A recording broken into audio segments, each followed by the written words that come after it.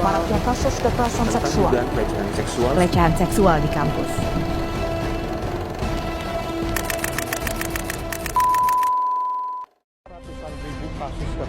Dan kasus pelecehan seksual di ruang publik, Korban kekerasan verbal di sebuah apartemen di kota Bekasi, Jawa Barat.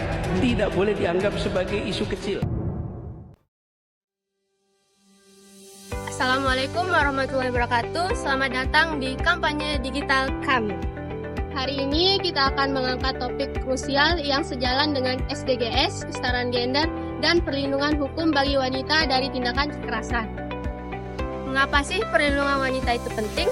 Karena kekerasan adalah isu global yang telah merenggut hak dasar jutaan wanita. Dalam konteks pendidikan agama Islam, hal itu sangatlah relevan karena tugas kita yaitu melindungi masyarakat yang adil dan sesuai dengan nilai-nilai agama Islam. Data menunjukkan tingginya kasus KDRT dan kekerasan seksual. Nah, Islam menjunjung tinggi martabat seseorang perempuan dan secara tegas melarang perbuatan yang melukai fisik maupun psikis. Sebagaimana disebutkan dalam hadis riwayat yang berbunyi, Bismillahirrahmanirrahim. Itbatu bin nisa'il khairah. Dan berbuat baiklah kepada para wanita. Oleh karena itu, mari kita jadikan hadis ini sebagai dengan makruf perlakukan yang terbaik dan diajarkan dalam Islam. Tangan kita bukan untuk melukai, melainkan untuk melindungi. Hadis ini berkaitan dengan upaya kita melawan kekerasan adalah jihad konstitusional dan implementasi ajaran agama, sejalan dengan penghapusan kekerasan dalam SDGs.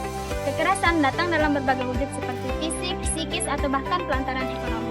Di Indonesia ada 3 pilar hukum utama di Indonesia. Yang pertama ada UU PKDRT yang melindungi korban dalam ranah rumah tangga. Yang kedua ada UU TPKS yang mencakup kekerasan seksual secara luas.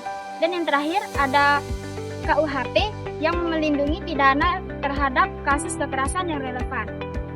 Adapun contoh kasus kekerasan di Indonesia, yang pertama ada kekerasan fisik seperti menampar, memukul, dan menendang. Yang kedua ada kekerasan psikis seperti ancaman, pelecehan, atau hinaan. Yang terakhir ada pelecehan seksual seperti menyentuh bagian tubuh yang tidak diinginkan. Kita sebaiknya sebagai mahasiswa berperan dalam kasus kekerasan seperti mengedukasi masyarakat mengenai pasal-pasal KUHP dan pembuatan video digital mengenai kekerasan. Secara keseluruhan, mahasiswa berperan sebagai penyambung lidah kebenaran, agen literasi, dan pendorong perubahan untuk menciptakan lingkungan yang aman dan adil bagi perempuan. Kesimpulan yang dapat kita ambil dari materi tadi, yaitu kekerasan terhadap perempuan merupakan pelanggaran hak asasi manusia. Dalam Islam, segala bentuk kekerasan terhadap perempuan dilarang karena bertentangan dengan ajaran Islam. Oleh karena itu, pencegahan kekerasan terhadap perempuan ini merupakan tanggung jawab kita bersama sebagai wujud pengambilan nilai keadilan. Sekian dari kelompok kami, mari Hindari kekerasan, lindungi bersama. Hindari kekerasan.